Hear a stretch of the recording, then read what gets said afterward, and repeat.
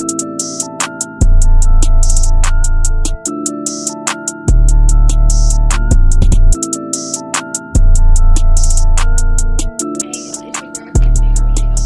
it's your girl, Mama V.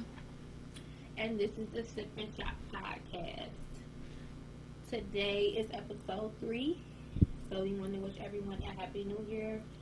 And we're going to get into a couple of topics. And I'll be going live in a few moments.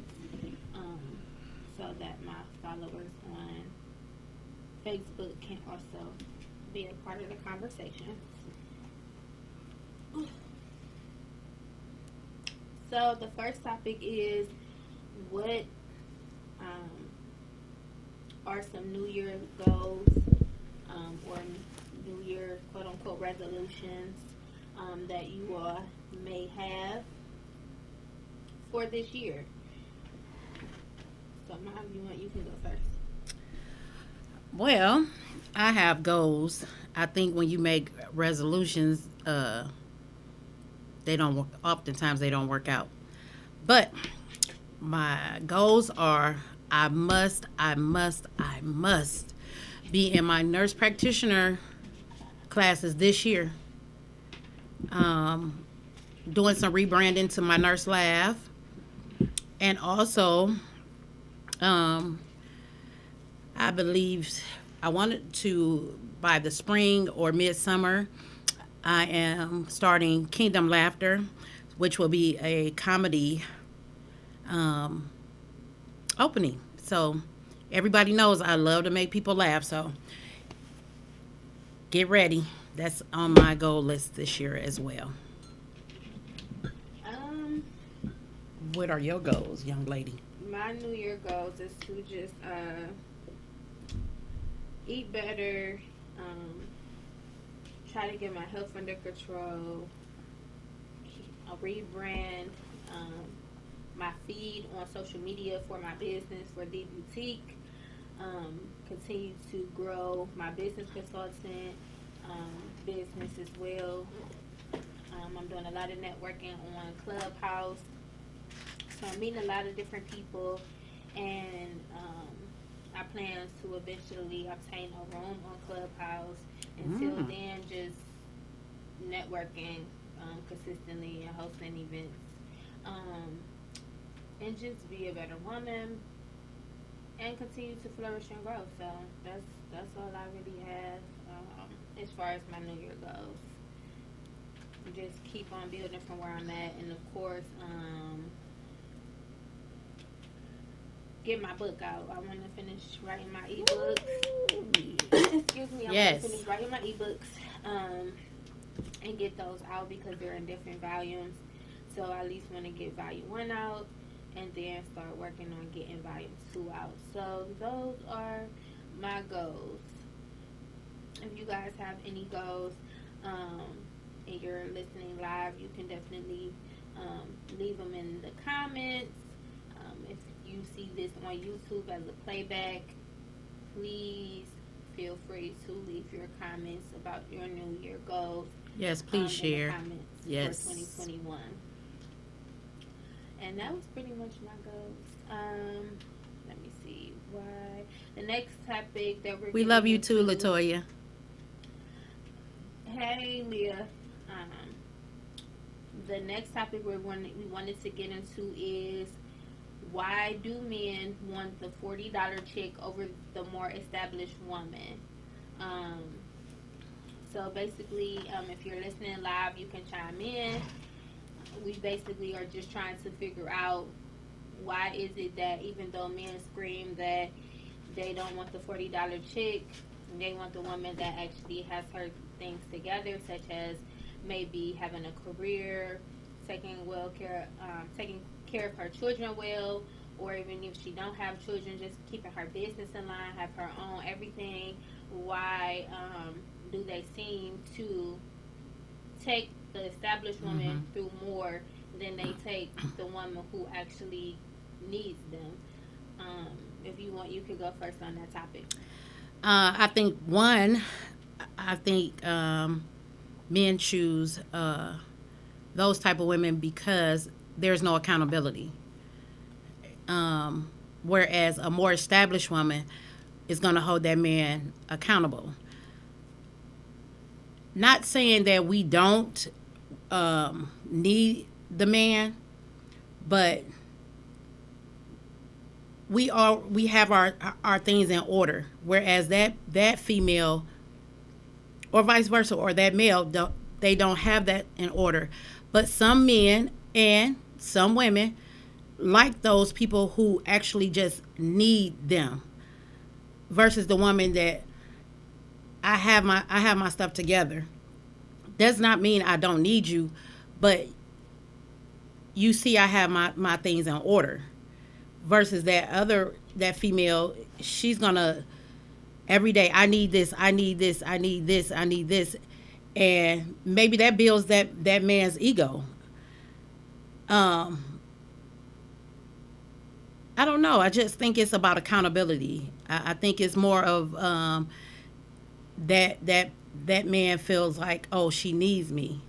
Not saying that the established woman don't need the man, but we want the man, but our stuff is together where whether you are there or not, our business is taken care of, and that's not saying that in a disrespectful way.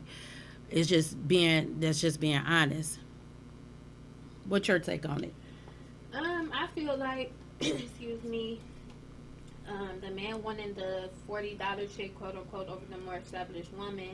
To me, it's I don't know. I think that some men are just intimidated by women who are more established. They feel that either one, they can't live up to a certain standard, or sometimes that $40 chick is a female who is much younger than them. So they feel like it's a way for them to kind of use that money or that dependency as a form to control the situation. Like, oh, I can do what I want to do because this person is going to need me regardless, so they'll put up with whatever I um, have to take them through. I can live carefree, I can do what I want to do, and they're going to be okay with it because they getting something out of it. Whereas the woman who does not need anything from the man financially, 90% of the time, is going to hold them more accountable in other areas. They need them to be more dependent in emotional, physical, and mental areas versus financial areas. So to them, they would rather be held in one aspect than held in multiples. So I feel like that's just the reason why men choose to date a woman that needs them, because they don't necessarily need $40. Like, that's just the saying that everyone comes up with. But just a woman who needs them financially, basically, is the woman that they would rather take over the more established woman, because a lot of men don't want to live up to a certain standard. They don't want to work hard. They don't want to level up. They want to be able to do what they want to do. Or they want to feel like they're the ones that's the prize. They don't want to have to go after the prize. I know that a female friend was telling me one time that one of her female friends said a guy she was dating was like, I have to meet a certain standard with you, and with other women I don't have to do that because they're not established, or they don't require as much because all they need is money from me. Whereas with you, you have your own money, so that's not impressing you. So I have to work extra hard. So I don't know. We would love to hear some of your thoughts on this topic, because I think the main thing is accountability. And like she said, some men, and like I said, vice versa, or some women, they like that control. Yeah, I can control her, or I can control him because I hold that money. And it shouldn't be that way, but that's the mindset of some people. We have to get to a place of being grown and being accountable. I think the time for games that people play with one another, it's over. You should be more mature and established by now. You should be walking in integrity by now. Your character should speak for you. But unfortunately, some of the men and some of the women are not as mature. Some of the men nowadays are more accountable to their games, and I'm talking about the TV games, the whatever that control game, the Xbox and all of that, versus being more mature or being a man and stepping up to their responsibility as a man, to that woman, or that woman stepping up and playing her role as the woman for that man. It's all a maturity thing and accountability thing. So make sure if you're watching live or if you're doing a playback, you could put your opinions in the comments. I have one. One man said, Mr. Frederick said, I think if you like control, you'll choose the $40. But if you want balance, you choose the established. And that's exactly correct. But I don't think most men or some women, they don't want that. And I've never could understand that. I came from a household where my dad, he led. When I tell you he was the lead in our house, he was the lead. My mother worked because she wanted to, not because she had to, because he was a firm believer in you stay home and I'll go to work.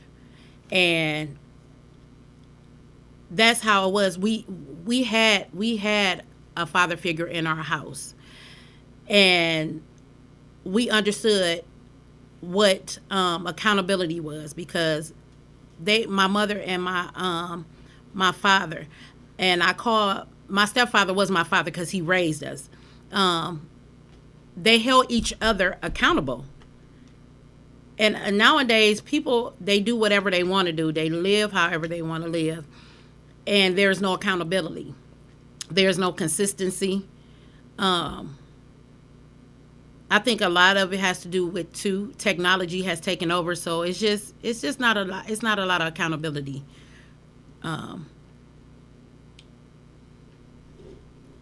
That's right, Latoya. We don't need at this point. Yeah, I just think the men have to step up as well as the women have to step up. And then the next question is, why is the bad guy picked over the good guy? Hmm.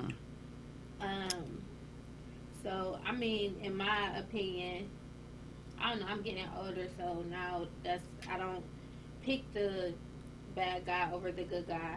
I pick the guy that meets me at my level. But before, if I did pick a bad guy over a good guy, it was just because the bad guy was more fun. The bad guy was more attractive to me because of the lifestyle they lived, or whatever the case may be. It was an immature mindset that I was in. But then I decided, as I got older, that after a couple mistakes I've made, even as an adult, that the bad guy is not the right guy for me. So when people say you have to date someone that's not your type, I never really felt like I had a type, but I always chose the more hood street guy. And now that I'm older, I try to date or gravitate towards more so the guy that has a 9 to 5, that is established, is working. And it's kind of difficult because I get annoyed sometimes, like if I can't be around the person I'm dating because they're at work, because I'm so used to dating guys that's always available. So it's just something that I'm working on and I'm dealing with, but I know that it's for a greater cause. So I mean, I think it just has to do with the lifestyle, the thrill, the fun, as to why we would pick a bad guy over a good guy. I don't know, in my younger days. You had to have a little hood and a little, you had to be established, but you had to have a little hardcoreness about yourself. Not saying you want somebody that's soft. I want somebody that if somebody jump out on us, he can protect me and himself. But I think that I would rather have the good guy versus the bad guy. And it all has to do with the way that that person treats me, how they handle their business, the maturity level, the consistency. You know, some people, they want the bad guy because it's convenient. Like she said, it's convenient, and you can call them when you want to. Y'all can hang out. No, you got to come up to a point in your life where you want some consistency. Yeah, and another thing is too, it's like once you find a good guy or a good woman, you gotta you have to, not kinda, but you definitely have to leave the bad guys or bad women alone, um, because when you start mixing the bad with the good, it then confuses your spirit to me, like, because now you don't know what's good and what's bad, and then you could potentially end up messing up something good, still dealing with something that's bad for you, like whether it's a man or a woman. When you do that, you cause issues, and sometimes you end up hurting someone in the process. You know, if you it took me a while to let go of my past in order to move on to accept my future. And I would notice that when I was trying to move on but still dealing with my past of the bad guy, it would cause issues with the good guy. I couldn't fully trust the good guy because I was still, it wasn't that I couldn't trust them. I couldn't trust myself because I was still doing what I wanted to do. They may not have had a clue at all that, I was doing that. But when you mix the good with the bad, it causes a lot of problems, and people don't understand that. You end up hurting people who have no reason to be hurt behind it, and it causes issues. So I would suggest that, if you are still in the stages where you still want to deal with the toxic bad guy or whatever, or woman, do that until, and then when you're ready to move on to the good side and date somebody that's typically not your type, and that's typically who the good person is for us. It's the person who we would never have talked to, or we would have never acknowledged, we would have never had a conversation with, and the whole time that's the person that balances us out. And you would know that if it's the good person, because all of the bad traits that you have or bad habits that you had, you will begin to want to change them. When you have a good person when the things that you did before, you want to change, you have a desire to change. And when you start noticing that, then you like, the person you with is making you want to be a better person. That's when you know that you're dealing with the good guy or the good woman, when they make you want to be a better you. So we have these conversations at work sometimes, and it's so amazing. Like, a lot of guys call the good girls weak.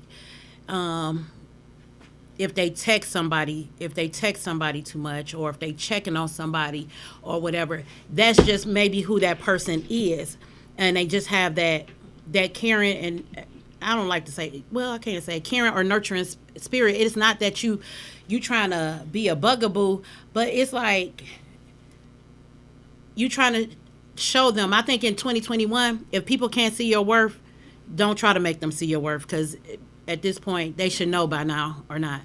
But I feel that and and oh, stop laughing. In all seriousness, I just feel like you at this point you should know the good versus the bad. Latoya said, I don't want to call them the bad guys. Maybe they can only give us what they were taught to give us, and that's cool, but we are at a point to accept what we know is best for us. No toxicity in 2021. And that's it.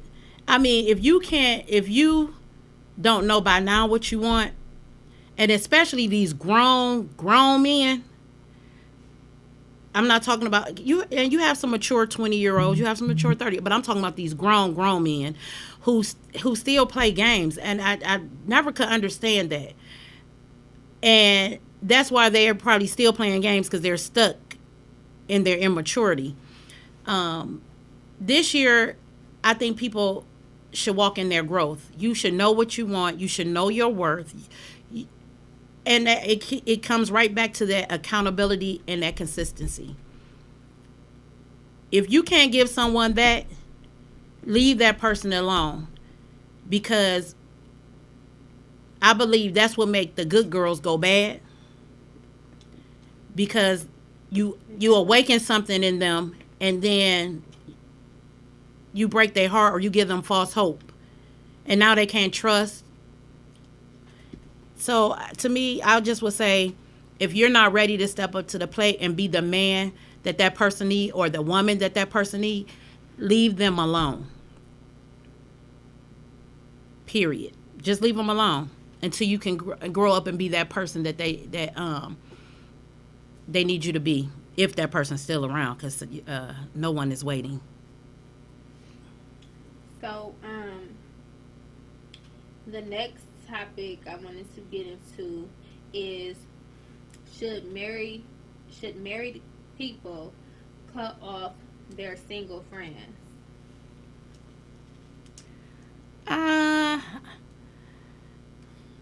So I've never been married, so I don't know how all of that works, but I believe that married people should hang out with married people. Not saying you should just totally cut off your single friends because they were your friends before you got married, but there is a line. I don't think married people should take advice from single people, because, I mean, what advice can you give them? You've never been married. You never walked in those shoes. I think it's to an extent. You shouldn't be inviting your married friends to to things to parties or different things like that, and they're married. Why do you think that? I'm saying because they're married. I mean, if it's okay, people get married, that don't mean that they don't have a life. They have friends. It's about balance. If you're secure in your marriage, it's about balance. Yeah, it is. Because even if I'm married, yeah, I'm gonna have places that I go with my married friends, but I'm also gonna sometimes hang out with my single friends. I know my boundaries. I know what events to turn down, right, or what events to accept. Like, it depends. I don't feel like you should cut off your single friends completely. That's once you're married, right? Because outside of, like, you didn't become friends with somebody because of their relationship status. Mm-hmm. Because even if you only had all married friends, what if all your married friends' marriages are horrible? Like, they don't, none of them are happy in their marriages. Some of them may have got married for the wrong reasons. Mm-hmm. How can you validate or say, oh, well, I'm only going to have married friends, when that marriage or whatever the case may be may not be an ideal marriage for you? Like, I don't think you become friends with people because of their relationship status. You become friends with them because of what value they bring to your life before. That's why I said. That's why I said. I mean, you still have your single friends that you had like before, but I'm saying it has to be a balance. It has to be a balance. Because I didn't hear the balance part. What's the balance? Because you said it. Because you said it. No, baby. You brought the balance. No, honey. You said. I want to know what the balance is. Because you said you. I'm saying no. I did not. I said that married people should hang out with married people. You still have your single friends, but some things that the married people cannot come to. Uh-huh. You just have to have balance. Like you said, you have to know what to attend and what not to attend. You got to know what advice to take and what advice not to take. Because like I said, a single person cannot tell a married person anything, to me, because you never walked in those shoes. You've never been married. Why do you think the advice that they're getting from that friend is only marriage? Because some people like to, related? because it don't have to be relationship related, but some people like to say stuff so you can try it out on your people, and then when it don't work for you, and they be like, Baby, oh, you know what? You know what? I'm asking you. First of all, you need to get your fingers together. Hey, don't get them points, honey. I'm asking you. Mm-hmm. Why do you feel like a married person is gonna go to a single person for relationship advice? Because some people do. Some people do. Seriously, they do. No, baby. Yes, baby. You be surprised. Girl, yes, they do. No, they do not. They don't just go to people for relationship advice. I didn't say they just go for relationship advice. They could be any. I'm not saying that. Just for relationship. So I'm just saying. So you feel like a single person can't give any advice to their married friend, period, whether it's relationship or nothing? No. That's not what I'm saying. I'm saying when it comes to marriage advice, no. Y'all can talk about anything, and she can give you a single person can give you advice about something else. But when it comes to your marriage, they cannot, because they never been married. Yeah. They might tell you something, you go home and try it on your husband, and then what? Next thing you know, I tried your advice, but he left. He walked out. Or vice versa. Man, I took that advice, and I came home, all the furniture and stuff was gone. Yeah. I'm just saying you have to be careful. You have to be careful. What I'm saying is you need to specify. You have to be careful. What you talking about? Come on, married couples. Married advice. Chime in, please, because I really believe that certain things single people cannot tell married people. That's good. That's a given. Nobody's saying you can't, but you didn't specify that. You didn't specify that you were only speaking about relationship advice. You said a married person shouldn't take advice from a single person. You had never specified that it was first of all, relationship. I did. Maybe your hoop earrings is too long. No, baby, that's not the case. Married couples, please chime in. Chime in for what reason? We know that a single person shouldn't be giving a married person relationship advice, but it depends on what the advice is, because it may be a self-reflection advice that they're coming to their single friend for, because their single friend may be able to be honest with them about something they could have approached wrong or differently. So I wouldn't say that they don't, just because they're not married, that they can't give advice, because you might go to your friend and your friend is single, but they gonna tell you the truth about yourself. If you did something wrong or something that was not right, they gonna say so. And Dorothy said, I always talk to my unmarried sister and get advice from her. She's not biased and will keep it real with me when I'm wrong. Exactly, Dorothy. That's what I'm saying. I get that. I think what you miss. I get what she. I get what. No, baby. We speaking. No, seriously. Same thing. So I get what she's saying. What I'm saying is You said you wanted a married person to chime in. Yeah. She's chiming in. She's married. And well, thank you, Dorothy. And I'm not trying to. And I'm not arguing with you, Miss Dorothy. And but she's telling you that she goes to her married sister. That's her advice sister. From her. Girl, it don't matter. It could be sister, cousin, brother's niece. It's at the end of the day, it's you can't say, because your relationship status has not changed, the advice I would have gotten from you before I got married or engaged. Okay, I'm gonna use this as an example. Invalid. No. You have some people who go, like I said, take advice from other people. They single people. Some people don't have other people's best interests at heart. And now Dorothy says she do understand what you're saying. She get it. But yeah, she agrees with me. But go ahead. I just feel certain things. Yeah, certain things, that's a given though. Certain things you should not be telling you can't write, to me, you can't write a book about how to keep your husband and you haven't even got a ring yet. Like, you know what I'm saying? Like, that's common sense, But I'm saying, you might have approached the situation with your wife, with your husband in the wrong way. I get that. You're going to your friend who may not necessarily be married and saying, hey, this happened. Did I overreact? What should I have done differently? You know what I'm saying? Because they're coming to you to see Because you're not biased to the situation, Listen. though you could be, because you have more loyalty to that specific person coming to you. However, oh, thanks, Dorothy. However, you can't just say like, oh, I'm not gonna go to my married friend, because who's to say you might be the first one out your group that's married. Out of your whole circle, you might be the first person that got married. So in that instance, it's like, what you gonna do? Because if you saying that, oh, you should only go to married people, but nobody in my circle is married. There may be somebody in my circle that's been in a relationship for 5 years. There may be somebody who was in a relationship for 5 years, but now they've been single for 1 year.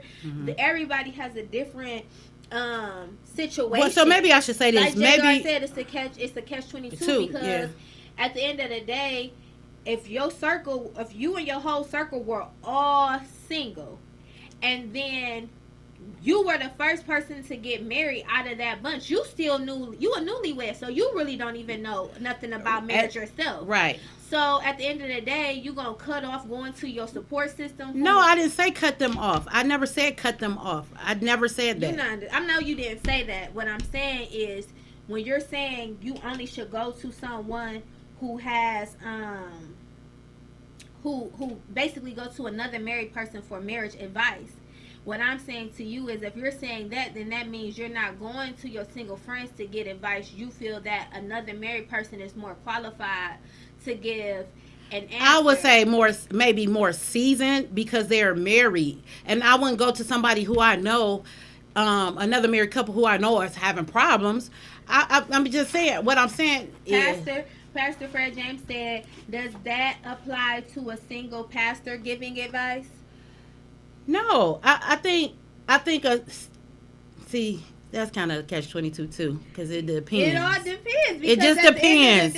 It all depends. You have to be careful who you confide. That's it. Thank you. You have to be careful who you confide in, because a lot of people who are cheering you on, sometimes they could be secretly planning your downfall, and they give you some advice, and your marriage is in a whirlwind because of some advice. I'm saying you got to know your circle. You got to know that the people that's gonna give you advice is truly your friends, and not somebody that is like, I'm gonna hype you up, and then don't go to somebody that they answer is always, girl, leave him. Exactly. Girl, leave her. Like, because now you know they want you to be lonely like them.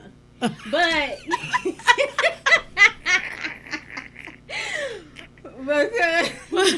that's the truth. But definitely, now it's different. Like, if you in an abusive situation and they telling you to leave, then leave, because you get your head knocked between the washer and dryer. They don't want you hurt, so they saying leave.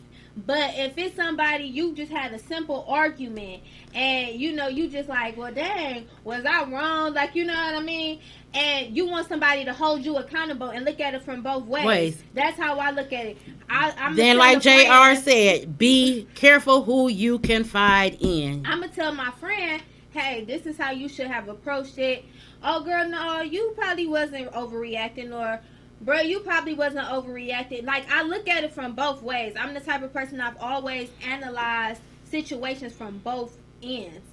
What could have been done differently, how both people could have made the situation better, and then go from there. And sometimes my advice may be to tell the person, just be the bigger person, even if, yeah, you wasn't wrong, but it ain't worth holding on to it. Just, you know what I'm saying, go back into it and try to fix it. Or, you know what I'm saying, from what we discussed, apply it and let that person know. Something like that. But no, I don't feel like you should don't confide in somebody, like I said, they'll always be like, leave her, leave him. Because they want you to be lonely like them. Because every relationship is not perfect. But you have to learn how to deal with, because everybody wasn't brought up like you. That's what people have to understand. Some people are built or were raised over survival, and some people were raised off of love. JR said, that's great counsel. However, everyone is not as genuine. And that's true. Yeah. I'm telling you, you have some people, like we said on the last podcast, they come to your reception, they eat your food, and yet they at the table having a conversation. Oh, this marriage only gonna last 2 weeks. Oh, I give it a day, and then you have to, that's why I said you have to know your circle. You have to know who is really, really for you. Because Auntie people, Tanya said, I think it's a loaded question. The married person has to be careful with anyone they share their marital issues with because of the sensitivity. Yeah, because it's not a regular so relationship. listen, that's right, because that's true too. But how many times people, whether they confide in you or confide in another married couple, y'all come to a barbecue. Now you didn't told them, the person, everything that's going on with your marriage or whatever. And now y'all at the barbecue and everybody side eyeing you, rolling their eyes at you. But that's period. I feel like this. I feel like don't get people involved in your mess if you don't have no type of idea how you're going to handle it permanently. Because I think that people get into arguments or disagreements or fallouts, and then they run and tell people, and whether it's family or friend, they run and tell people, and then next thing you know, the person you done told ain't as forgiving as you. Because I'm one of them people. If you come to me and you tell me somebody did something wrong to you or they said something out the way to you, I'm not gonna be as forgiving. I'm definitely, that's just not me. Because now I got a problem with the situation, because now I done feel like they wronged you, and I don't like when people wrong people I love. However, don't be calling people and getting people involved in that type of stuff. And then next thing you know, y'all back kumbaya, and now I'm sitting over here mad and upset, and my energy is depleted because I'm pissed, and you back over there happy go lucky. That's not cool, and it's not good to do that and put people in situations if you know you're not ready to end it a certain type of way. You know, that's just like calling your brother or your sister over to your house because your sister or your brother then jumped on you. I mean, not your sister. I'm like, where is this going? Now, wait a minute, I'm lost now, honey. But I see that. But I'm saying, like, say for instance, I call my brother and I say, hey, such and such over here doing this or that to me, and he gets in the car with a loaded gun. He come over, now he about to catch a case. Somebody then got hurt, and then I'm back over here talk about free him. Like, that's corny. Like, you know, you don't do stuff like that. You don't get people put into bad positions. That's because right. You don't know how a situation can end for the person coming to defend you. So if you're not ready to be done with a situation, if you're not permanently trying to end the situation, do not get people involved. Just say in the beginning of your statement, I don't know how I'm going to deal with this, but this is how I'm feeling right now. And put that disclaimer out there, because you don't want to get people so high, like, and I can't believe such and such did this, did that. And then you turn around and you back cool with them, and now I'm pissed at both of you. Now don't call me no more about it, because you chose what you wanted to do. And it ain't that I don't care. It's just that you done already got me upset, and now you back cool with it, and I'm not. So JR said family and friends will hold on to what you have forgiven. Yeah, they definitely will, because we don't have that same connection with somebody. If I don't have that type of love for you to be like, I forgive you, or I'm cool with what you're doing, no, especially if I don't know you, if someone I love has already painted a picture about you, and I see them emotionally damaged or whatever the case may be, I'm not going to be forgiving about it, because at the end of the day, that's who I'm loyal to. And then Auntie Ty said, that person coming to your defense doesn't love that person the way you do. Exactly. So then you get upset and you get mad at the person who has your back, because they don't want to forgive that person. But it's like, if you would have never told me what they said or what they did, I wouldn't have an issue with them at all. But you came to me with it, and now I'm upset. So, you know, I think you just have to be very, very careful with that. Very careful with that. So, the next topic we wanted to get into, since we're on the subject of, you know, bringing people into your marriage, whether it's advice or not, we also wanted to discuss, like, Will and Jada, for instance.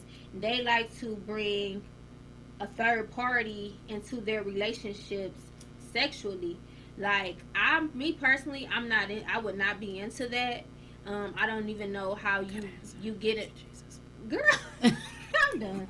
I don't know how people get into that at all. I think that's a very dangerous thing when you bring someone like my aunt Tanya said, it's a very sensitive subject already. Mm-hmm. But when you bring a third party in sexually, I think that causes even more issues. Jr. said no. Okay, not happening. I feel like if you have to bring Right. somebody into your a third person or however many people you want into your bedroom, it's something you're missing or lacking. I mean, I know people they like this. Well, when you married, the bed is undefiled. No, if you have to bring all these people into your bedroom, you got some hidden issues somewhere. I feel like Hey, you married. Hey, Quinn, I feel like you married this person because you said you love this person and you went through all of the vows and everything.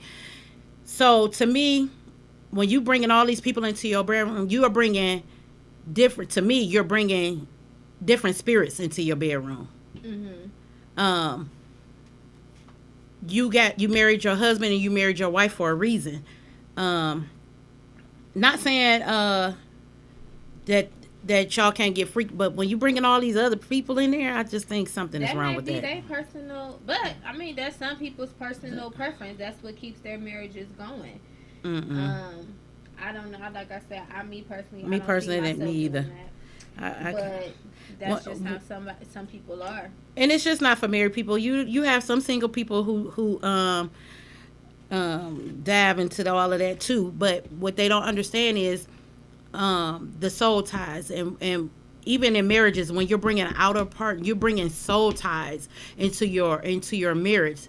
So you know your wife, you know your husband, but when you start bringing other people in, you don't know them and you don't know who the last person they've been with, and that last person could have been somebody hecka crazy, and now you wondering why you having all these mood swings. You have to be careful who you allow into your tempo, into your body.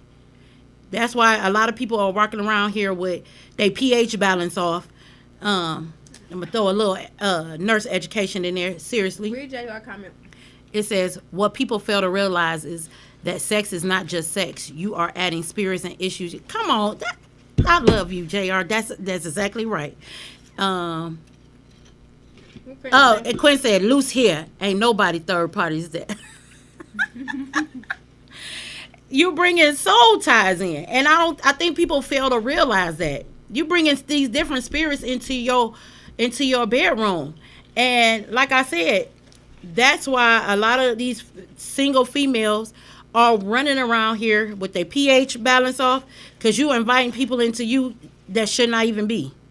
So you walking around here with these bacterial vaginosis and different things like that, and you wondering like why? Because that person was not supposed to be in your temple. I don't know. I think that it sucks for all parties involved, especially when you don't put out there what the real is. My thing is this: I don't care if you separated or whatever the case may be. Don't mess with anyone until you are done with the person you're in the marriage with, because what happens a lot of times, some people get to the point of divorce and they're going through the filings and all of that, and when they do that, they then start going back trying to rekindle, but you didn't set up here and so this person over here, oh, I'm done, and got this person feelings involved. I think that Will and Jada's situation was a great example of don't mess with someone until you know you are fully done, because now somebody then got their feelings attached and they in their feelings, so now they airing everything out that was supposed to be closed off. But once you stepped out of your marriage or did what you did, it was no longer a secret. So you have to be very intentional and know what you're trying to do. Stop saying that, oh, I'm done, and you really not done. You just mad for the moment. It causes issues. I'm gonna go back and Jr. You're right. As far as males as well, and I think a lot of males don't know, because a lot of males,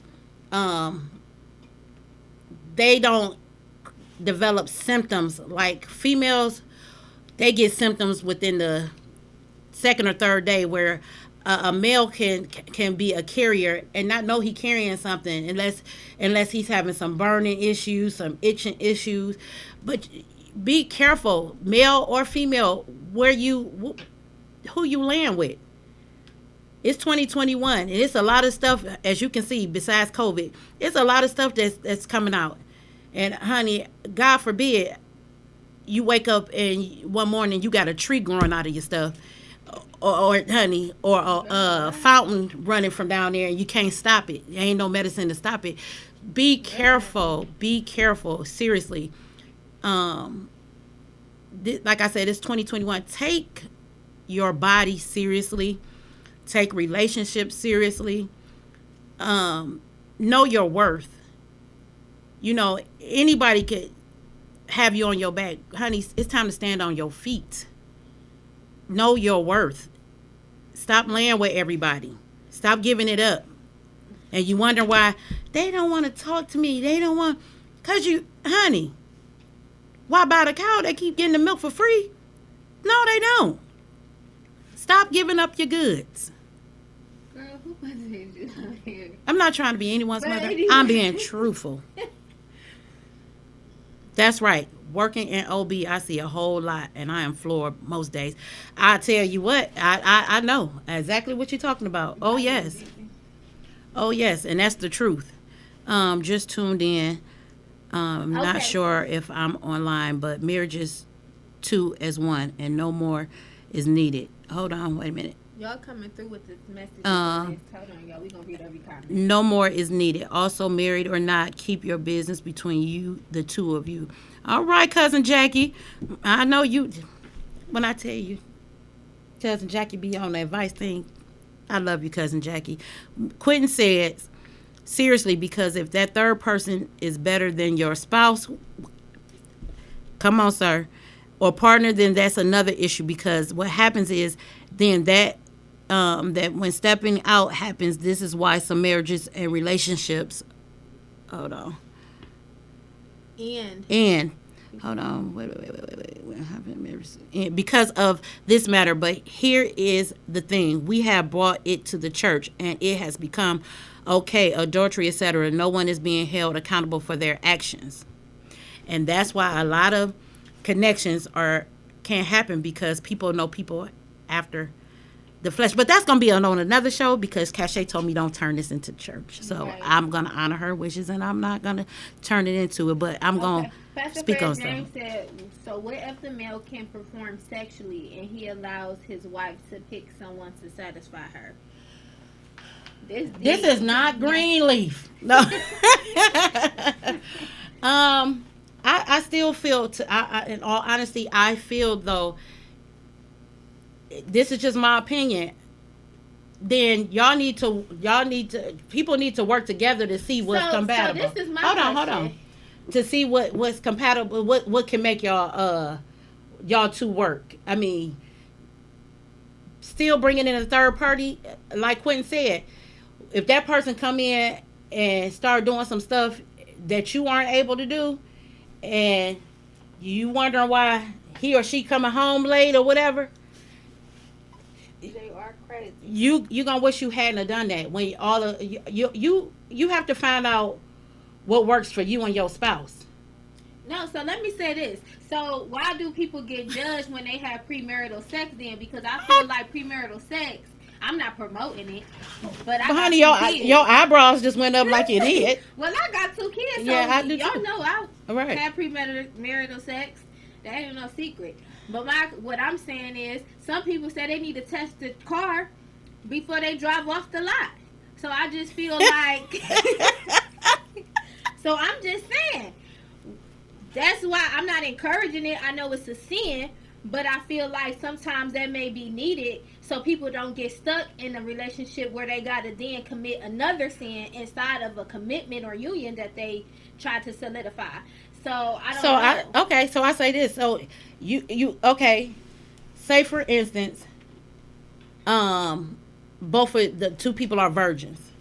They don't know. Well, what's they good. don't know what's good and right. what's bad. So guess what? They gonna be happily She married. said, "Test the car, daughter." Yeah, they need a Corvette. No. I'm just playing. No, but seriously, I don't think honey, I have 2 kids too. I mean, you just gotta pray and you gotta Baby, believe. God ain't about to send you up the sex doctor. You gotta be stop it. prayed up. Just You gotta believe. Just stop it. That's only needed when the two have not kept themselves. The original intent has changed. Speak on. We need to bring you on live. You need to. JR, you should come on the show. You All need y'all to. can come on. We be wanting people to come on the show. Yes, And you talk need with us, seriously. we like to have conversations. Because you need to come on. But this is my thing. What I'm saying is, and I'm not in no shape, form, or fashion promoting premarital sex. You know, if that's your belief is to wait until you're married or you're pregnant, celibacy or whatever, I'm all for it. But what I am saying is, God ain't about to tell you if a man or woman can satisfy you in the bedroom. He sure not. You can sit there all day long and he's not gonna tell you. Oh, brother so and so. And Pastor Fred said you need to know your partner's sex drive. You knew. You do need to know if it drives at all. if it can drive or if it's dry. Yeah, you right. You have to know. But that's the thing. That's what we need to know. Like, you know what I'm saying? Like, go to Adult Mart and help the saints. You ain't gonna need nobody. You are crazy, but I'm being real because I don't care. No, I'm seriously. being honest. At the end of the day, I've seen people say, saved or not, that they need to test the car before they drive off. And that, I mean, because we need to know what's going on here. And I mean, if it's 2 virgins, that's different because they don't know what to expect at all. They just know it hurt or whatever. Oh, it hurts. Girl.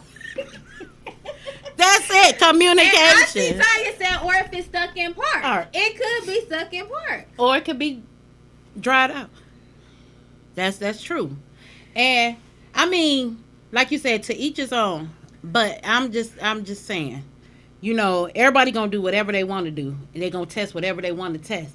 But at the end of the day, because you don't want to talk no, and then you don't want to. And sometimes, okay, you can let that person test it, and then you like, well, what happened? Why I ain't heard from them? Now they gone. That ain't 90% of the time.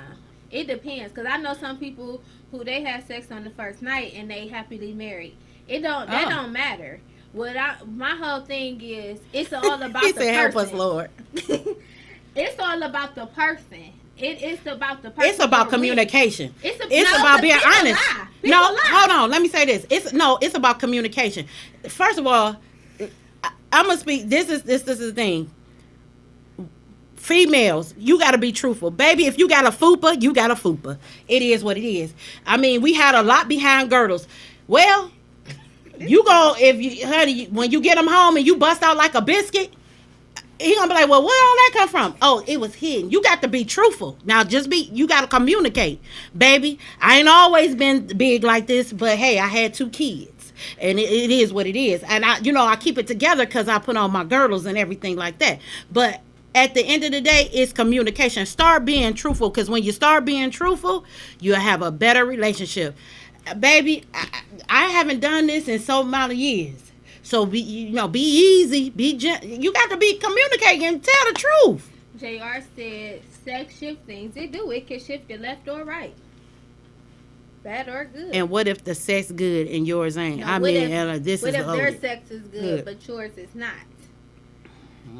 Communication, baby. No, ain't no. You signed up for this. Because people likes to lie about what they can do, or what they thought they could do. I don't know, but I just feel like. And guys, quit telling girls, telling females you got this big tongue control, all this stuff, and then they become disappointed. No, JR. So how do you tell somebody that there's basically you saying your sex is whack in my Whitney voice? So how do you tell somebody that they need to do better in the bedroom without them being offended? Because when you tell somebody you need to do better at this or that, I'm not gonna. Well, don't, honey. Why you gonna say it like that? Because now they really gonna be pissed. Because you're like, you need to do better. I mean, how how do you tell? How do you break it down? How do you say? Start putting books and products around. Last night wasn't good, or I grabbed my phone and started scrolling in the middle because it just Not scrolling in the middle. And start scrolling in the middle of what was going on. Like, how do you? When you are in love, there shouldn't be a spirit of offense. There you go. So, are we talking about in a long-term relationship, or are we talking about like what in the beginning of the marriage, like on honeymoon night? Say, for instance, if y'all never had sex and y'all finally had sex on honeymoon night, and it's like I waited for this, and then like, what do you do? Like, to death do y'all part. What do you say? Like, you say, remember them vows? I mean, it's so many different techniques.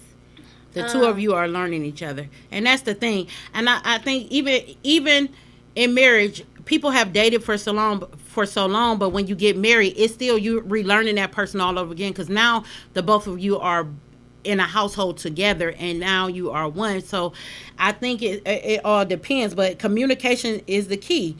I think when people get off into some offset type of stuff, maybe it's some issues that they haven't dealt with. Adding a third person into the bedroom. That's what I think.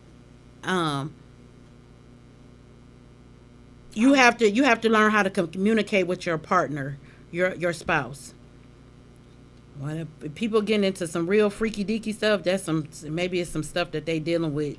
And what? How you gonna say somebody dealing with something because they like to be freaky? No, I ain't talking about freaky. I'm not saying that. I'm talking about you have some people, some weird people who get into some really weird things, and you like, well, where did this come from? Like what? I need an example.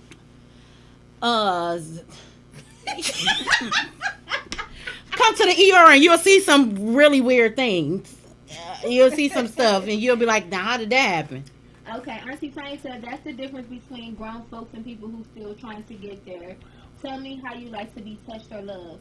Who can? That's why you should know your love language. You should know your love language. Yeah. Quentin says, well, one, you have to know what your spouse partner know what your spousal partner likes and don't like. Mental stimulation, exactly, will lead to physical. Certain questions are, you a love maker? Are you a roughneck? When you communicate effectively with the person and take time to know, you would know what to do. See, thank you, JR. He said that freaky stuff, peeing and boo-booing on people. Because there is a Browns player that likes that, and I just don't understand. But bless him. The Browns did win today. Latoya said, I'm weird, LOL. She's weird. Peeing and boo-booing. JR Turner Ninja.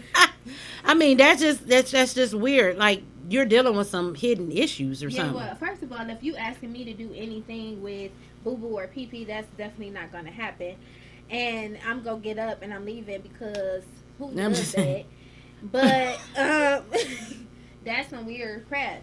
I don't care. I don't. If a man asks me to play with his butt, no. I'm not doing that. Like, because no, it is some men that like that. And there is people who feel that if a man asks a woman to do that, that it's nothing wrong with it. But I feel like it is. So I'm cool on that. But I've never had that happen to me, so I'm fine. But I just feel like, why is this happening? Because I'm just being real. We just being honest. No issues here, but hey. Latoya's here. This is rich. You will be surprised about the fetishes out here. Seriously. It really is some fetishes out here. Like, I mean, seriously, there I've been in like Facebook groups, not sex ones, so I want to be like, oh, she be in sex groups. No. But there is some, like, in topic of discussion, because I like to converse about different things, and there has been posts where it was a woman maybe bringing a toy into the bedroom to use on her spouse. And they asking, like, is this, considered gay or whatever, and a lot of people felt like no, it was half and half. Some men and women felt like no, it wasn't, because it was a woman performing the act on the man, and and some people felt that it was something wrong with it. um but no, I don't know. It is a lot of fetishes out here. You have to be very, very careful. And that's why I say, like, be careful bringing others into your bedroom. Because you bring it to me, when you bring others into your bedroom, you're bringing different spirits. Because you don't know. What does Quentin talk about? What kind of toy? You know what kind of toys. I ain't got to say specifically what kind. But, like, just any type of toy. Well, what? Well, is this PG or rated R? What? JR says, is this PG or rated R? What? My thing? The toy. The toy? She said, are you talking about the show or the toys? Because the show is just speaking truth. Well, is this PG or rated R? He gonna say rated R. He gonna say rated R. I mean, I think it's all your preference, but to me, when you invite others into your bedroom, you are bringing other spirits. The soul ties is real. Like Latoya said, Quentin, all toys, sir. You just communicate with your better half. Yeah, I think that you need to communicate. And like, I mean, if y'all into that, no, don't get me wrong, because there are couples who are into it. That's what I was saying. I think where the bedroom becomes undefiled. Mm-hmm. Because yep. Some couples, they are into that, like Will and Jada. They are into bringing other people in, whether it's together or them going and swinging separately. That's something that they're into, and they feel like that's what works for their marriage. And they just feel like they've been married too long to end it over something like that. They gonna go have their fun for a couple weeks, a couple months, and come back to it. Whereas that's not everybody's capability. Everybody is not able to do stuff like that. Some people can't come back from stuff like that. And I think that's where you get into, I think they call it the Pandora's box, because you're opening yourself up to a lot of things. And some people, it may be hard for them to come back from that. So talk to your spouse, communicate with your spouse, so that you know your likes and dislikes. And like I said, you got to know your love language. That's your love language, communication, and sexually. You have to know your love language, period. So what if that is your spouse's love language? What? Bringing someone into the bedroom. Then I'm not the one for that person. Because that ain't my love language. Because ain't nobody coming in my bedroom but my husband. Oh, man. That's right, Quentin. Honey, you know your auntie, honey. Mm-mm. Most people wouldn't come back from that. I think, honestly, and it could be vice versa, because at the end of the day, when even he said, comparison kills. It does. Mm-hmm. That's not a love language. It's not. Because when you start, if you got to compare what this person did this to me versus, it's going to open a can of worms, and you going to come home and your spouse not going to be there. It says, now, Cache, would you say toys are okay, married versus single? Now, being married, we about to spend the rest of our lives together. Peter may not want to leave the gate one day, or her well running dry. Then what? You know what, Quentin? Her well running dry. He said, "Is toys okay in a marriage?" Running dry, then what? Yeah, he said. He said, "Now, Cache, would you say toys are okay, married versus single?" I want Pastor Fred to chime in on this one. Is Pastor Fred still on here? Because I want him to talk about it. I want him to chime in on it. I mean, me personally, I don't feel nothing is wrong with it. I mean, if you're married, I don't think it's nothing wrong with having toys, if that's the way you guys get down. If that's the level of freaky or whatever that you guys are into, by all means, between you and your spouse, yes. But my thing is, do you want to have another person in your bedroom as well? Like, me personally, I wouldn't bring someone else into my bedroom, but I'm definitely open to games, toys, whatever. But I'm listening. I'm listening. Is Pastor Fred still on here? Because I want to know. know. What would you say, Jr.?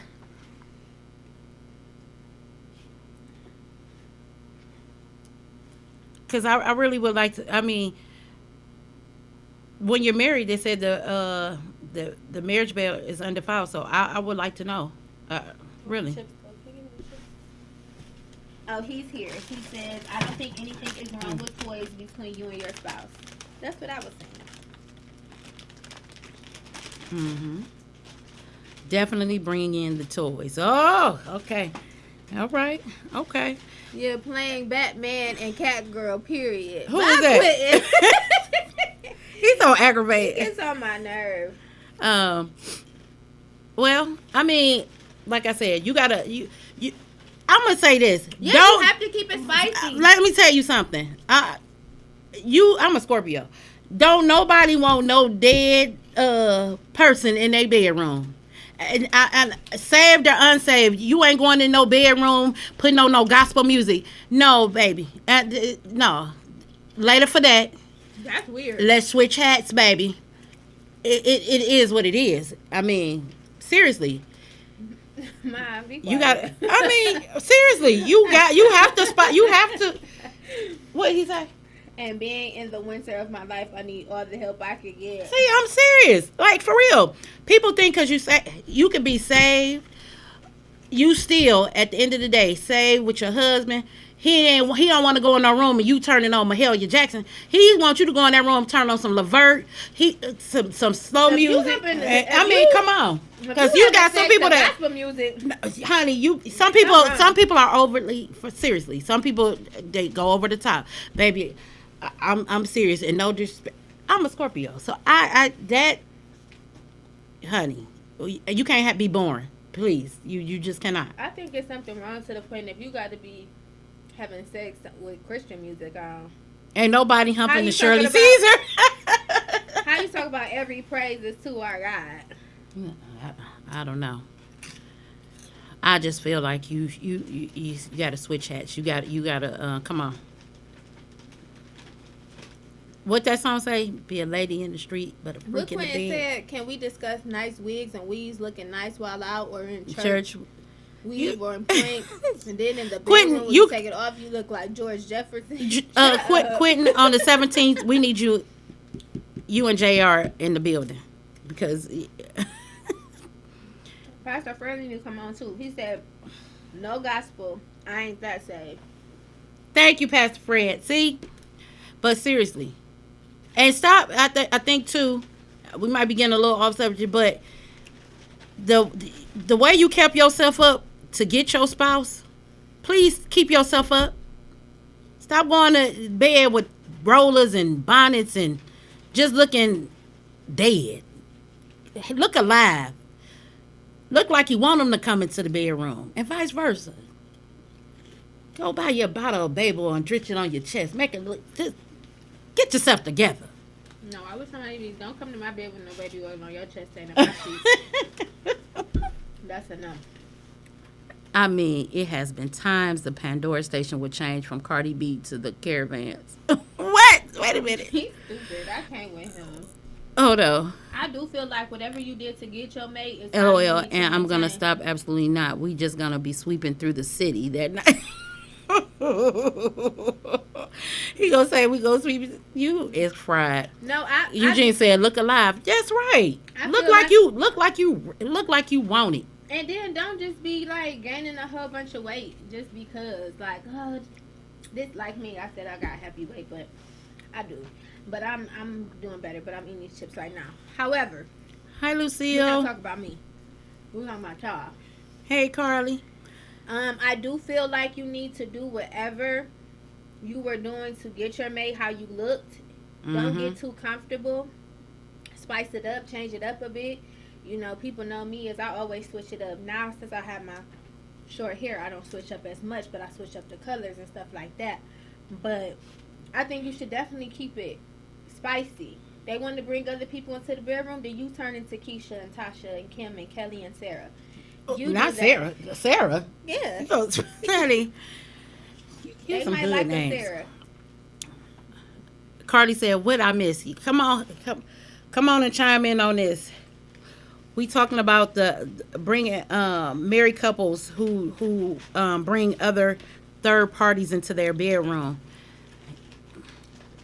Yeah, Sarah, y'all. I keep telling her, Taj, not Sarah. Get you a blind wig. Get you a blind wig and be Sarah. And for you people my grandma said, make it spicy. Now she ain't even supposed to be on here, child. For you older people, you know, y'all saying y'all ain't got Megan Stallion knees. Well, get you some being gay and get your knees back Stallion. Stop around here limping, soaking some Epsom salt. Auntie Tanya said John came in and thought it was about to be a party, and I was live streaming Pastor Matthews. Not this morning. This is your season, huh? Yes. Why is Quinn talk about why? What? He better be talking about worship and praise. I have enough wigs and personalities. He don't need another one. Come on, sis. That's what. No third parties here. Mm-mm. That's why I said, keep it spicy, y'all. Keep it spicy. Be honest. Don't be saying you a gold rapper if you really a blue. Yeah, quit and stop going to these stores and buying the improper size condoms. You are the size God made you, and this is what it is. Going to buy these super large condoms and getting home and you a balloon, a melted balloon. Stop it. Girl, yeah. She said, but I would twerk it out all day, all week, and twice on Sunday. Come on. I'm serious. Mm-hmm. Guys, we going to buy these magnums, honey. You a little Toyota. Just get yourself together. You know what? Not a little Toyota. I'm clear.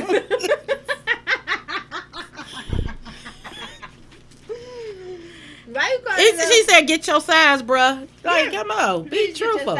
Please be truthful. Please be truthful. That's what I said. Don't tell a man you Aquafina if you really the desert. Ooh.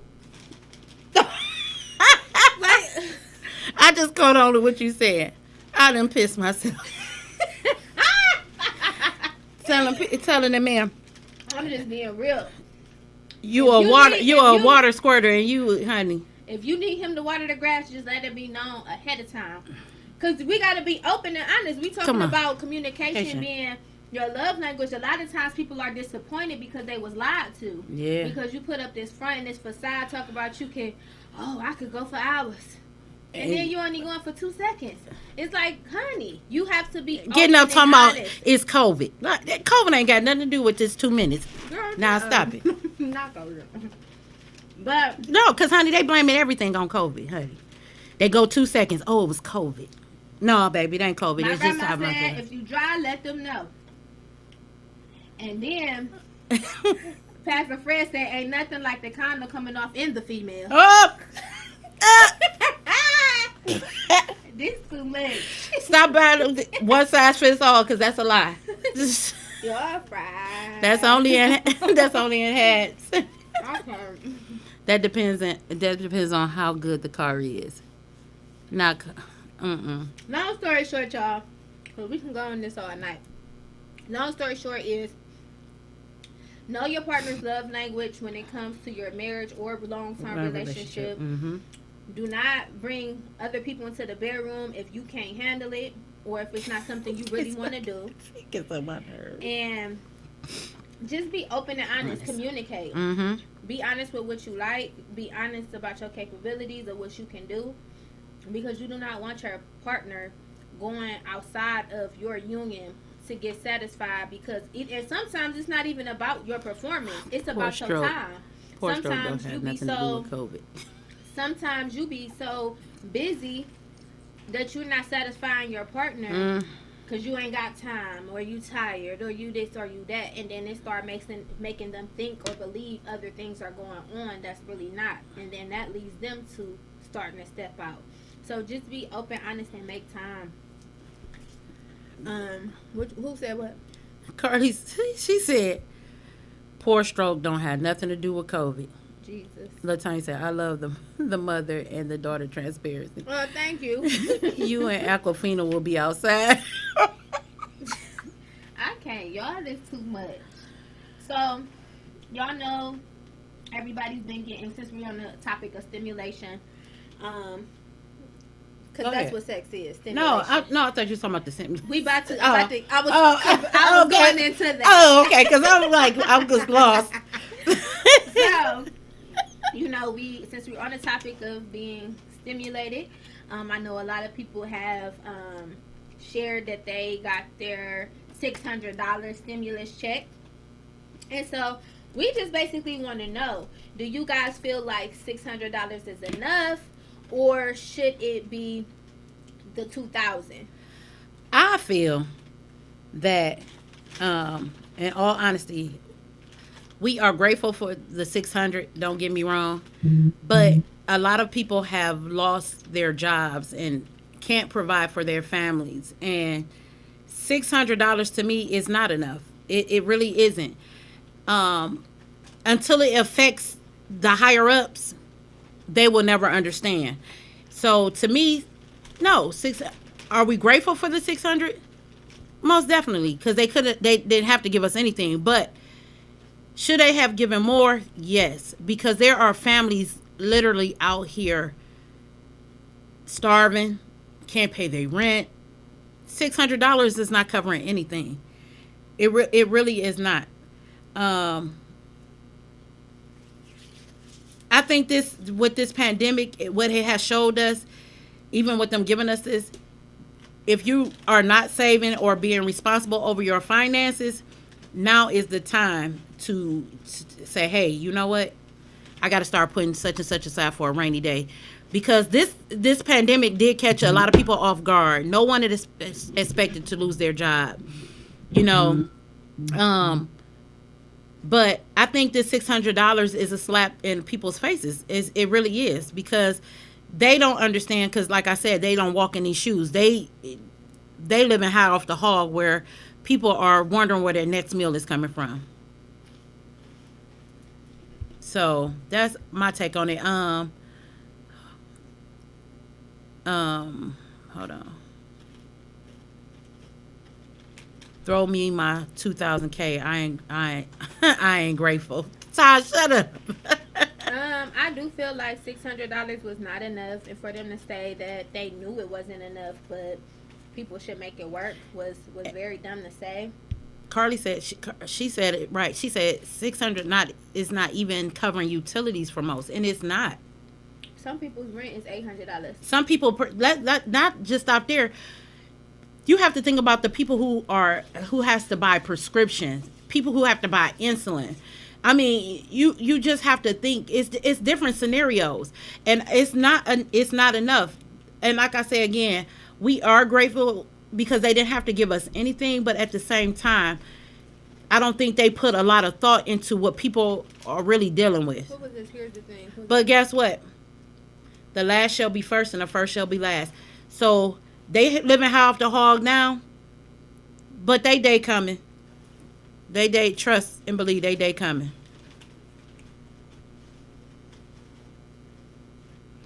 Tasha said the government ain't ready for us, but JR said, I look at it like it's 600 more than what I had.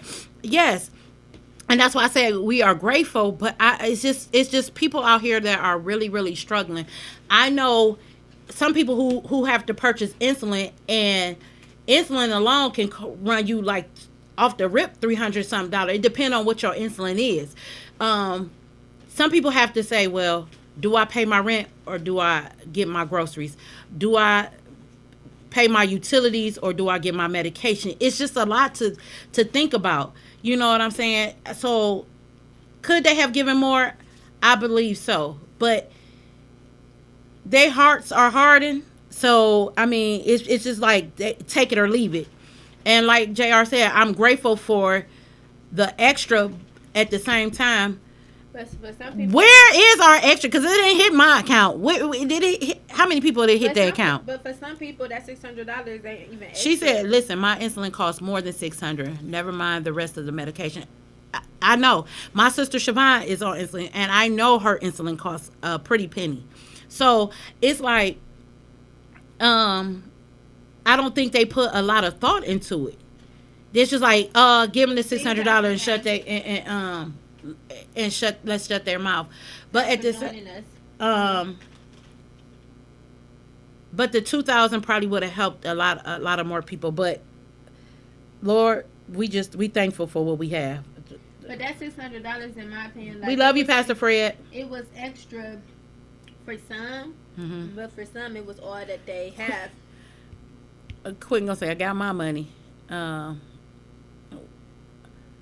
hey, I got mine. And again, thank you. I don't even qualify for the Medicaid until I cash out my 401k and spend it. Wow.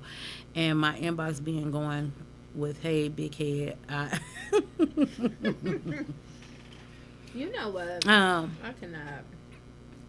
It's just, That's on my nerve. my heart goes out really to our senior citizens because they have, really, seriously, they have like to decide whether to pay a bill or to pay rent versus getting their medicine. And that really bothers me because no one should have to pick or choose one or the other. And I really don't think that they put a lot of time and a lot of thought into behind the stimulus. I don't know. I just feel like, if it was enough for you to put it towards um, what is it called? I think it has handicapped some people. What is it? The installment payments or whatever. Tell people I'm putting a little bit down and I'll pay the rest at another time. And, try to put as much as you can in certain places just to get people off your back. But I feel that, it is not a lot. I'm grateful. I'm not going to be picky about it because I do have a job, and I do have businesses, so I'm fine. But I look at it for people who may not be in the same situation. They may not have a business. They may not have a 9 to 5 or, or a career to retrieve income from. So I think that, definitely. She said some. She said some. Carly said some utility companies don't allow that, and they, especially after they ended the cutoff dates, because some things they did extend, like they extended the deferment for student loans. Thank God on my birthday I went to go get my plates because December 1st ended the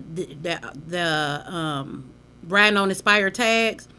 It was like they was like you have to have your tags by December 1st or you get pulled over. You just gonna get that ticket.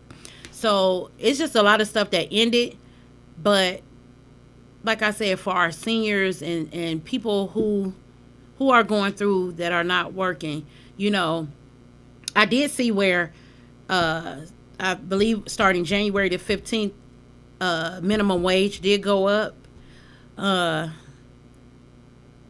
it's sad to say that some people have to start from the bottom again and work themselves back up to where they were because a lot of people lost their jobs and a lot of companies closed.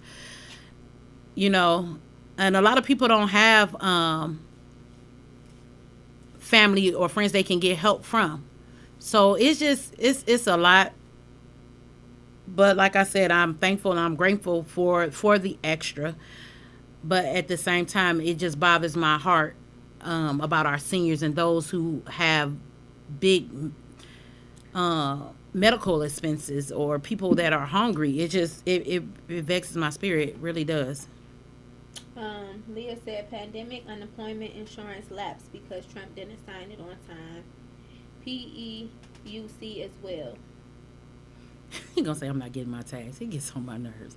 My neighbor got shut off with Cleveland Public Power. Thankfully, I'm not struggling with a 9 to 5, but things just aren't the same. And it's not. It really isn't.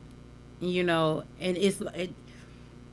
it used to give you a grace period. Now they don't. And it's hurtful that people have to go through this. This pandemic was an eye opener.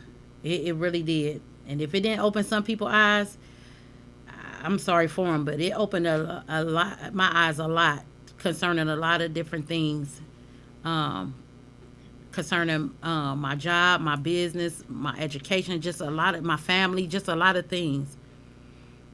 This my kind of discussion. Bring me on this revival. LOL. Cachet. Add me on.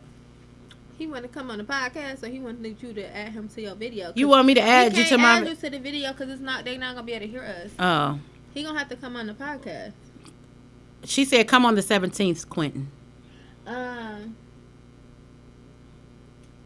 Auntie Tanya said, "They're mean as heck. They come to your door too." My insurance was canceled with my job during the pandemic. I purchased my own insurance for $545 a month, and my baby is asthmatic and takes $1,300 worth of preventative meds per month. So what do I apply the $600 toward? And then Leah said, with the lapse, people cannot receive benefits even if they still have benefits available. Yeah, it's something. I think that they did it on purpose. I mean, of course, it was a retaliation thing. I think that he screwed up a lot of stuff because he felt like he want Joe to come in and fix more than what he already had to make him look bad. But you're making yourself look bad because a real leader would have made it easier for the next person to come in with the transition. Instead, you'll rather sink the whole ship just because you can't be captain. So, it's sad, but that's just the reality of it. And I'm not one of those people that's saying like, oh, take that $600 and start a business. No, do not do that, because you might be wasting that $600 trying to start a business or get an LLC, because how are you going to fund your business after that? So my thing is, I know the $600 can be applied to a lot, but it either can be sat on or it can be applied to something somewhere. It's just extra, whether it's your groceries or it's whatever the case may be. Just try to, utilize it to the best of your ability. That's so true, so true. So true. I also was reading too, for this year, they are not holding any elementary school children back because of the reading, some type of reading test that they take. And they said basically was because the reading, the children are learning from home. And I'm like thinking to myself, so they trying to say the parents don't know how to read or help their child read. But they said that by children being virtually schooled, the grades have dropped tremendously. Leah says she can't even get the stimulus because she didn't work in 2019. This is an entire mess. Yeah, because I didn't know it was a. You had to have filed taxes, and then by filing taxes, you file taxes because you worked. So. I think it's unfortunate. I think everybody should have been given it, whether you worked a couple years ago or not, because we don't care about what happened in 2019. We focused on what's going on now. So there's no reason to go back 2 years ago to see if I qualify for a disaster or a pandemic that's happening currently. In 2019, we weren't facing a pandemic. Yeah. But now we are. So everybody should have been given something to help them. Quinn said, I think, too, we have to also think about the people who took advantage of this unemployment, food stamps, etc. Yes, some just can't do it, health reasons, kids, etc. Now, when we get to the people who just don't want to get a job, which is kind of a smack in the face to those who work, put our lives on the line, etc. And he's right, because some people milk the system, and it's sad, especially the unemployment. Ohio was the biggest state for unemployment fraud. It was like when they introduced during the pandemic that people was going to get all this unemployment, people committed so much fraud, and Ohio was the number one state for it. And it's like I get out of my bed every morning to go to work. You got some people who just some people are lazy. I'm just gonna put it out there. Some people who just can't, but you have some people who are just lazy, who choose not to go to work or get a business and milk the system and have milked it for years, and it's not right. But when you know that you've done your part and you know to do right, you do right. Some people just don't have it in them to do right, so they're gonna keep milking the system until they get caught. Sharnie says, I haven't received anything either. Mine's, I guess, went to child support. Sharnice, we will not bring child support up here, honey. I couldn't even get my carpet done because you mentioned child support. I'm just joking. Auntie Tanya said, Everyone people at are this out point here should be struggling and qualified. can't get Yep. a stimulus, but yet and still you have people that are in jail receiving stimulus checks. Really? Now, I didn't know that. Now, that's something. Wow. Latoya said, unemployment got more than me, but the last should be first. Right. For years. And I'm telling you, it's sad. The system is backwards. It really is.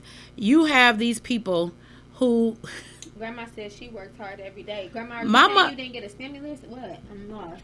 my mother is 71. God bless her, and works 12-hour shifts. She should have been retired, but she won't. But she gets up and work. I can't remember. I think my mother only one time applied for assistance, and that's when she was off work.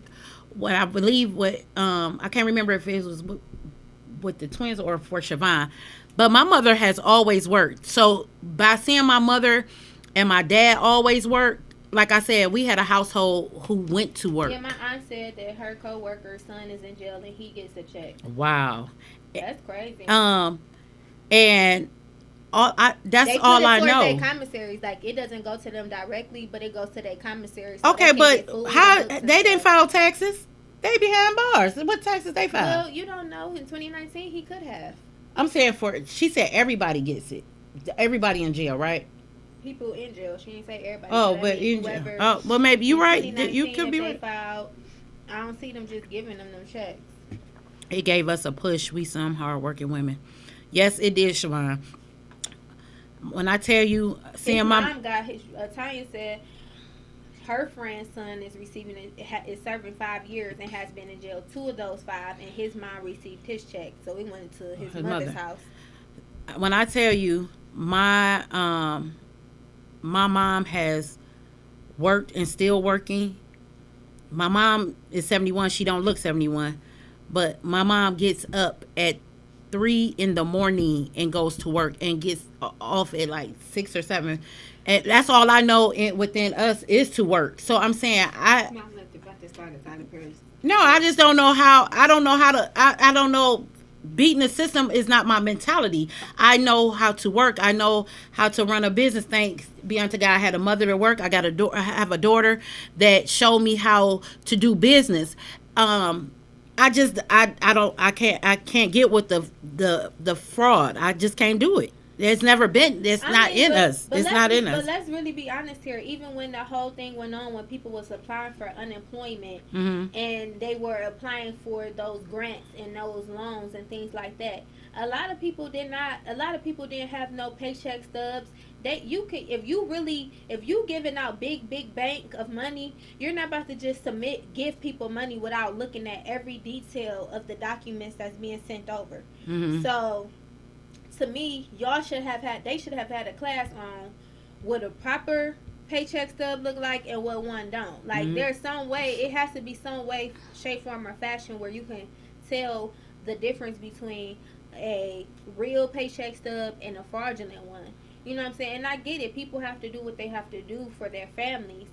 But then when people who really worked hard or really needs the assistance is out of luck, it makes it hard for everybody, and that's not cool. So I don't know. I know like Huntington, they sent out emails and text messages saying that starting tomorrow through this week that they will be releasing funds. But I know some people who has Huntington and they got theirs midday on Saturday. So I don't know if it was like a test run to see how they were getting them out or how quick they can get them out or what. But I know they said between the 4th. Sharni said, I've worked and I can't get anything, but it's people out there getting unemployment and ain't worked a day in their life. Fraudulent. Quentin said, yes, Donald Trump messed all this up. I think what blew my mind was the percentage of African American men who actually voted for him again. So it's a mind blowing situation across the board. And yeah, it is. Carly said, mine too. And my mom will be 70. She retired and went back to work. I learned my hustle from her. And Carly, it's so, I remember your mom. I just, your mom and my mom need to retire, child. They do. But I think they worked so long that it's just in them. Siobhan said, that month off killed me. I don't know how to just sit at home.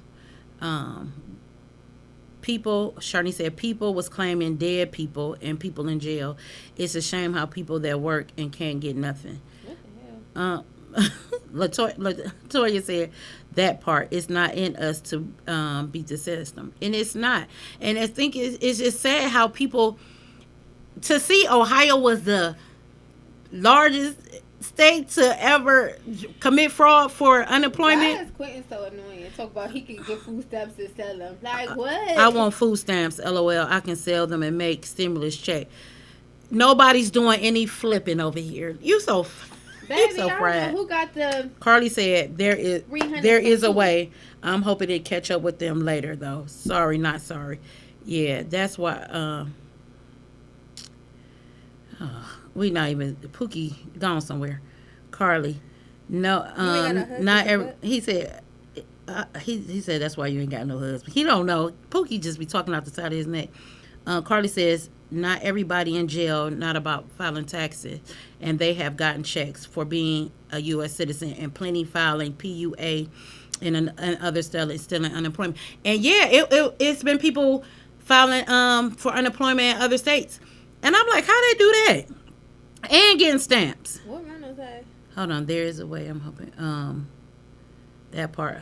We already said Huntington released Ronald. You're late. We said Huntington started their Don't release come for on Ronald. Saturday, and they will finish on Monday through Friday of this week. She better bring her voice down talking to you, Ronald. Ronald always trying to act like he be knowing the scoop. I know that. I have Huntington too, boo. Anyway, don't talk to Ronald like that. Our family hustle is strong the right way. Come on, sis. You better say it, Siobhan. You know it. Oh my Too God. busy. Oh, he's saying I don't have a husband because I'm too busy working. Whatever. Flat out. Cachet. She laughed. What did he say? I know Ronald told me to shut up. Wait, what about those who work for the government and got to pay back double? Ooh, yeah. Who paying back double? Come on, chime in, Latoya. She said, who paying double? Y'all committing fraud is y'all paying y'all tithes and offerings. Shut up.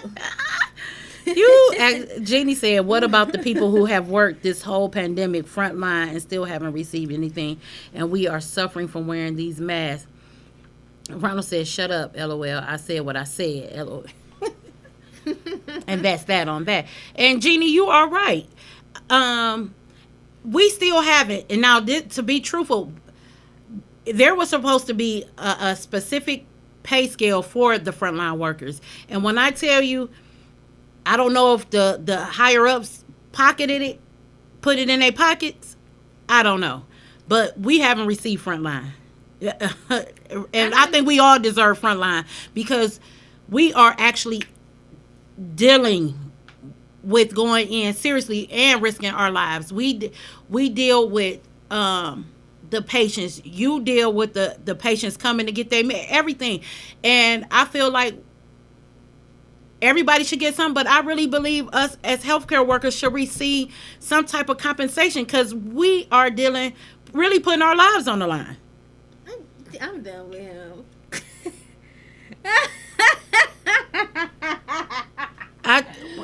You are about to get deleted, Mr. Orlando Linson.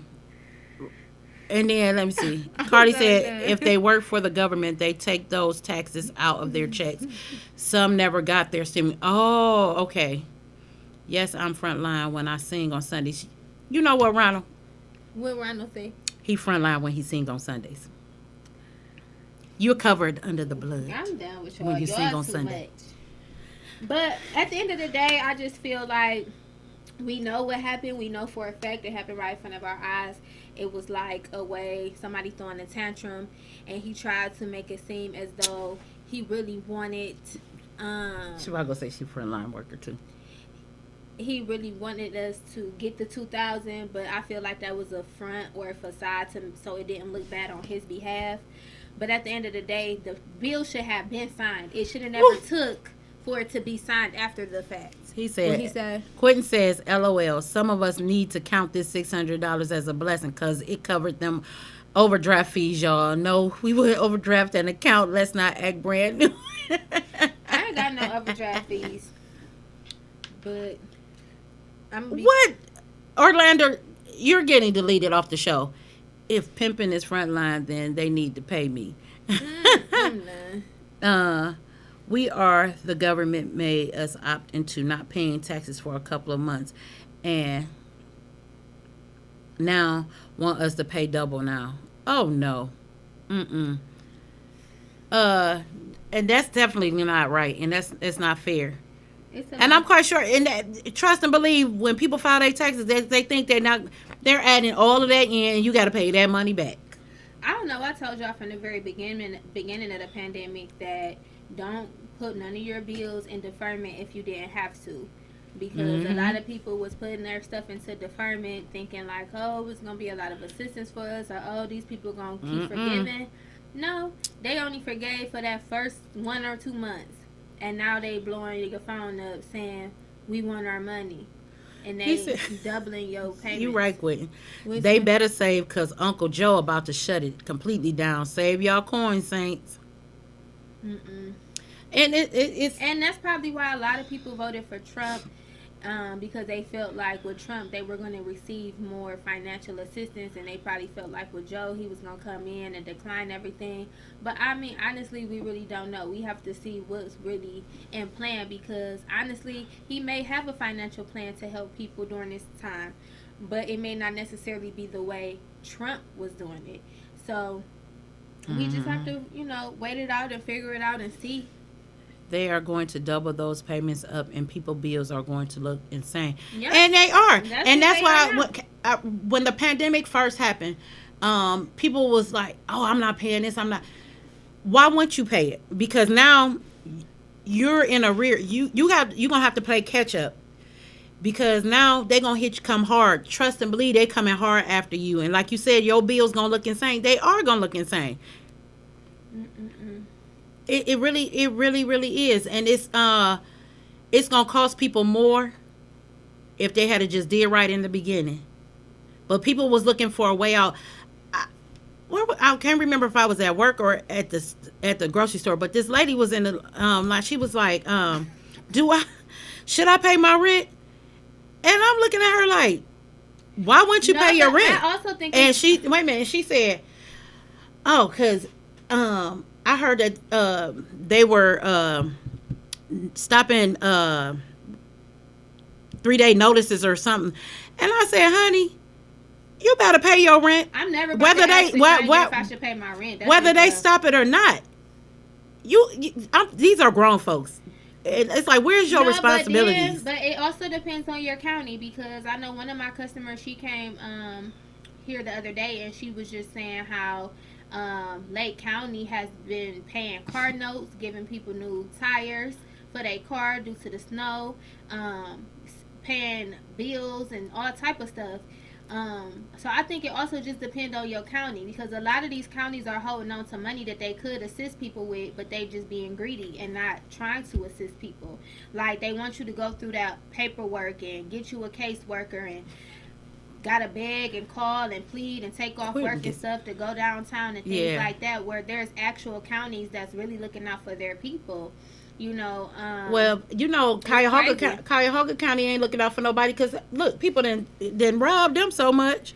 He said, because listen, when gas went to... County ain't looking out for nobody because they too busy at home working from home, letting their cases build up and letting people suffer. Cause listen, when gas went to $1.05, talk about putting 5 in the tank and be on full. Just get full thinking about it. Yeah, think about moving to Lake County, Leah, because 2 people I know was in here on Wednesday talking about how Lake County has looked out for them tremendously, dropping checks, mailing checks to them unexpectedly for $200 and $300, paying their car notes, paying light bills, paying, getting new tires on their cars and stuff from the checks. Cuyahoga County ain't, even before this, Cuyahoga County wasn't for their people. Cuyahoga County just hire a lot of people and still be backed up on cases. Stuff that could be approved ain't getting approved. Child care, all type of stuff. It's like pulling teeth dealing with them. Cuyahoga County is just not a good county to be in, and that's just the bottom line.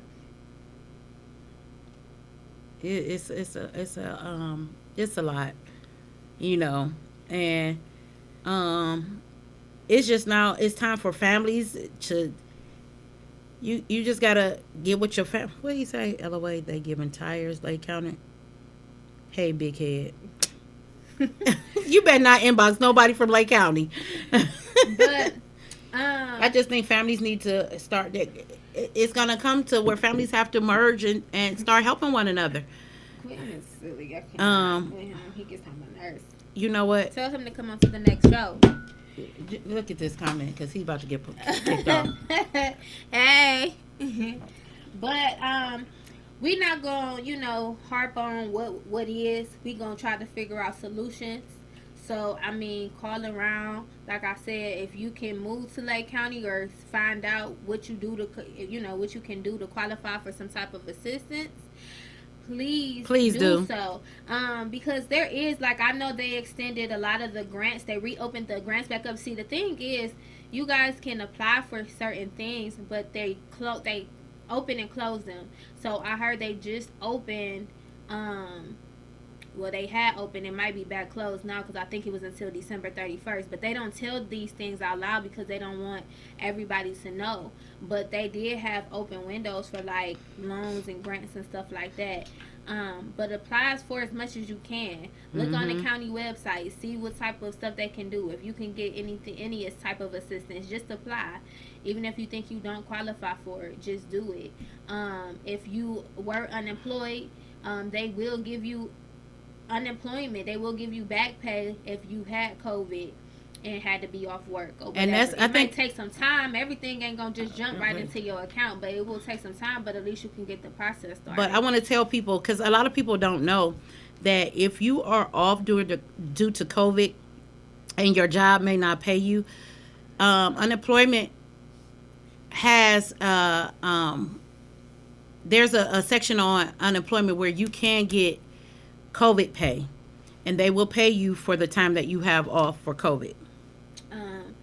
But definitely utilize your resources. He said, I'm definitely found in a band. I'm sick of him. And we're going to get ready to wrap up today's segment. Again, you guys, I appreciate you all for tuning in with us. This was our first episode of the new year, though it's our third episode. So we just plan to keep growing and going with this. And if you have followed me on social media, you know that I do have a vision board, brunch and mimosa social coming up on the 24th. It is my birthday month. My birthday is on the 12th. And last year my 20, so I'm looking forward to it. I don't really know how to accept it, but it's what it is. I'm pushing 30. So nonetheless, the tickets are $35. It includes your brunch, your mimosa, and your supplies in your board. So all you need to do is bring your vision, bring your things you're trying to manifest, bring that into your mind, and come prepared to put it onto your board. There will be scissors, magazines, food, mimosas, music, laughing, talking, conversation, networking. So please make sure you tap into that. A lot of people have already started purchasing tickets. So I started out at 29. I might be at like 10 less than that at this point. But just inbox me or let me know that you're about to send your money over. If I do reach my slot limit, I will refund people's money back that are not able to attend once I do get to that 29 seat field. Did you have something you wanted to say? No, it was great. Shout out the vision board. Um, yeah, I think You need a if you stimulus discount. What is that? it who huh That shit need to talk. She just did. if you have a vision, um, please purchase your ticket. It's important to write your vision. It is important. It is important. It is important because once you take it out of your head, put it on paper, you can watch things start to manifest for you. Get your tickets. Please get your tickets. Yes, You yes, definitely won't be disappointed. The last vision board party Cachet had it was for her birthday, but it was really really nice, and I saw some things manifest from my vision board. So come with an open mind, and I'm just excited about this year. I just feel like great things are getting ready to happen this year. Quinn, shut up. You not getting a refund if you're within that 29. You go get your stuff right back. Because all I got to do is hit refund on the daggone Cash App. He said he blocking you. I'm sick of him. But yeah, So, get this year, step it up. Step it up. Last year was a mind blowing year, but step it up this year. Go from mediocre to major. Everything that you do it with. Be intentional about it. Don't wait for people to come. Like I believe Cachet wrote on her post today. I don't care if it's one like, two like. Go after your dream. Go after what is inside of you to do, and don't wait on other people. So, step your game up. again, Happy New Year. And we'll see you guys again on the 17th. God willing, and what you had to say. Are you closing with our little end? You just said it. No, that wasn't it. Baby, you just That said wasn't it, honey. I don't have time for this. No. But basically, Wait. this year, please do not sit on your talents. Do not Don't. sit on anything that you've been waiting to do. Take the leap. Please network, and when you connect with people, make it meaningful. So many times we be like, oh, I want to connect with you, I want to connect with you, and then you follow this person, and that's all it is a follow. Y'all not connected, y'all just following. Like, if you really need something, I don't care if they don't initiate the connection first. If you need something for somebody that they have that you can utilize for your brand, your business, your personal life, whatever it may be, then step outside of your comfort zone and say, hey, this is what I'm working on, this is what I need from you, from your services that you offer, and get it going. Don't wait for them to say, hey, this is what I can do for you and your business or your personal life. Like, no, ask questions, develop. Clubhouse, if you have an iPhone right now, I don't see why you wouldn't be on Clubhouse if you're an entrepreneur or you're doing music or you're a producer or you're, into financing or whatever. Because there's so many different people on there that you can network with that can take your talents from just your city to other cities and states. Joy eventually will get it, but Joy is like with everything. First of all, don't try to be side shady. I'm not being shady. I'm being real. When I say I'm stepping my game up this year, I'm stepping my game up so much. I'm getting an iPhone because it's going to be detrimental for my business too. So I need the iPhone. But like she said, definitely get on Clubhouse if you can get on there, and call us. We'll let you know what the call next us, topic please. is. We're not gonna say it on here. If you want to know what the next topics are, you need to contact us, and we will let you know what they are. But next week, hopefully, we have like a real big group. We were supposed to have a real big group today, but it didn't happen that way. So next time we meet together on the 17th, we'll have a bigger group. And I just want to end with this. I shared with some of Cachet's friends, and I want to share with you guys as well. This year, whatever your beliefs is. But as for me and my house, we serve the Lord. But I want to say this: we don't serve a mediocre God. We serve a major God who does major things. So stop asking for little things from God. Ask for major things. This is not the time to be quiet. Whatever you want God to do, concerning your vision, concerning your bit, whatever it is, don't make it mediocre. Make it major. Because there's some major things that are going to happen this year. And I'm just telling you, step your game up. Be in position and be ready. Because opportunities are coming. And you have to be in position and you have to be ready.